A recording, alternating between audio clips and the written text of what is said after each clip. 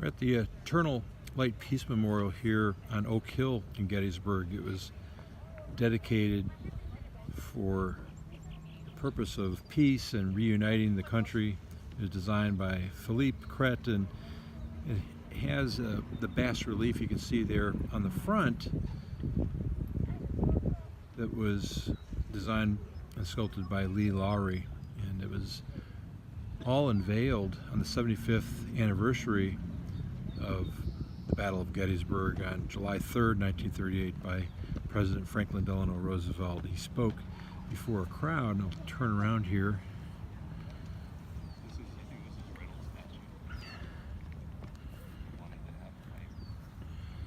Of about anywhere between 200,000 and 450,000 people.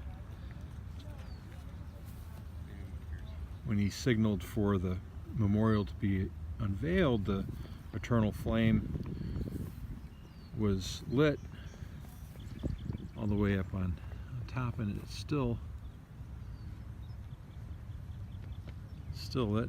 The only time that it went out was in 1973 during the energy crisis, and that's what caused it to be extinguished then. And then about 5 years later, in 1978, an electric light was placed up there, and then by 1988 that vapor light was replaced, and then it was replaced with this what you currently see here is this open gas flame that burns still above the memorial.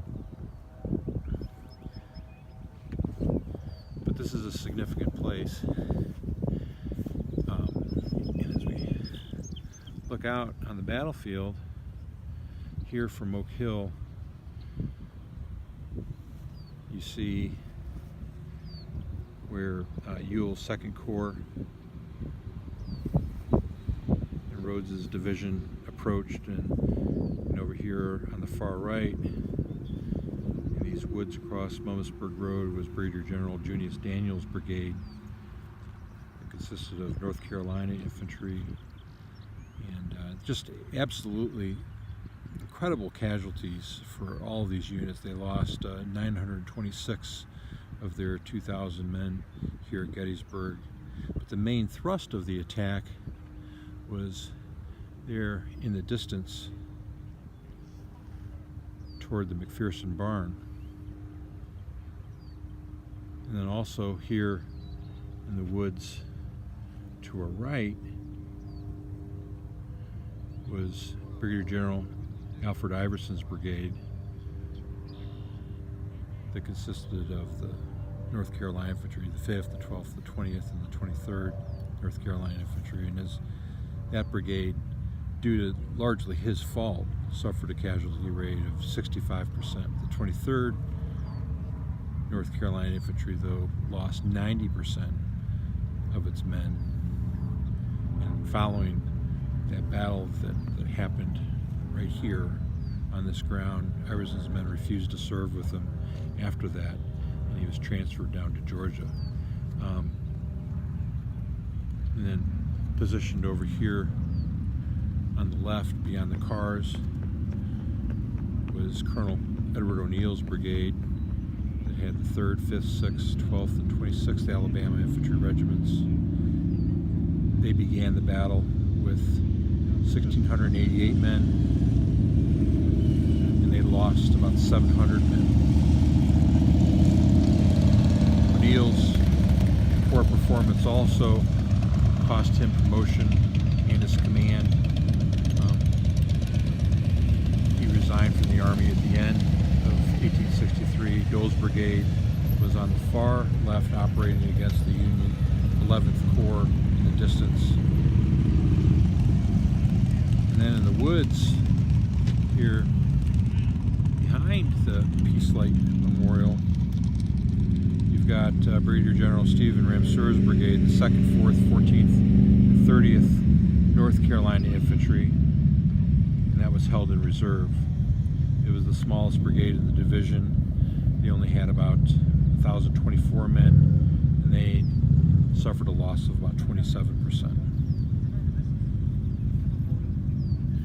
So as you look Around here you can see the cannons. There are 2 Whitworth guns, English-made cannons that were imported through the blockade.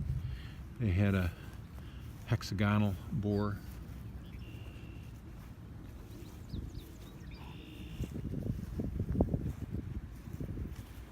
But on a clear day, standing up on top of the Peace Light Memorial, you can get just an incredible view.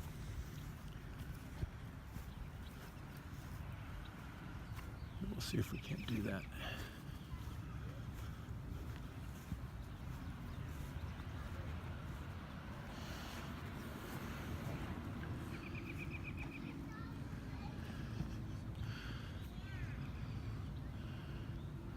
You can see here the inscription, "An enduring light to guide us in unity and fellowship."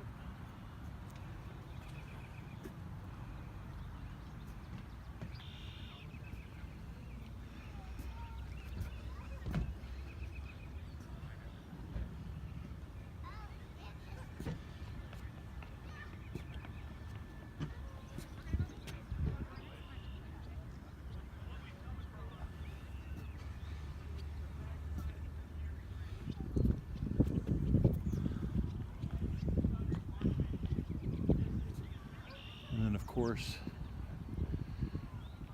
from Lincoln's inaugural address, "With firmness in the right, as God gives us the right to see the right."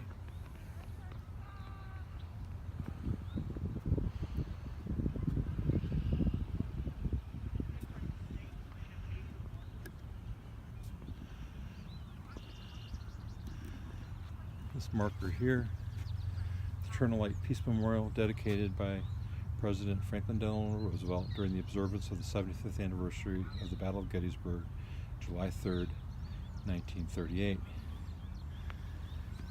And of course, the Union mark, the unit markers.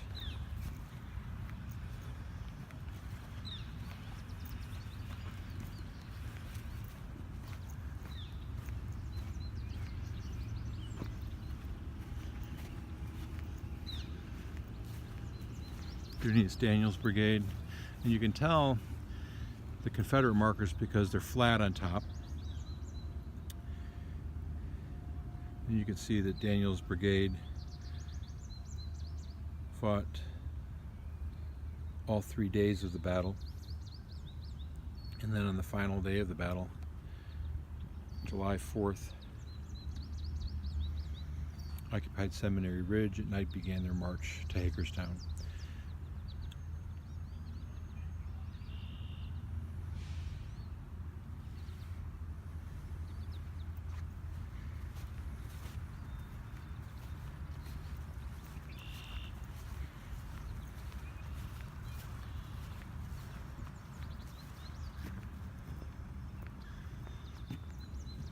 And then here sat McIntosh's battalion, Hurt's Battery, Hardaway's Alabama Artillery, and you have here the 2 Whitworth guns, 2 3-inch rifles.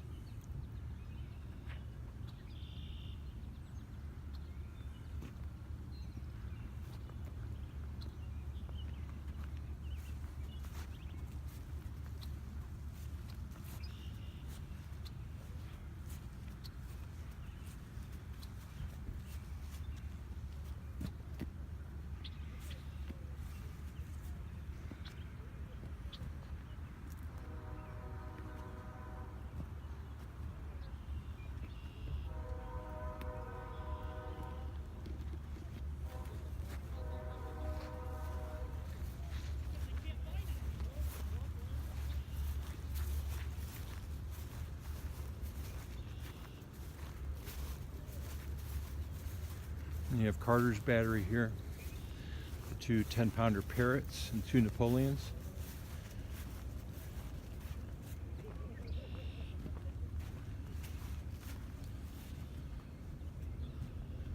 Once again,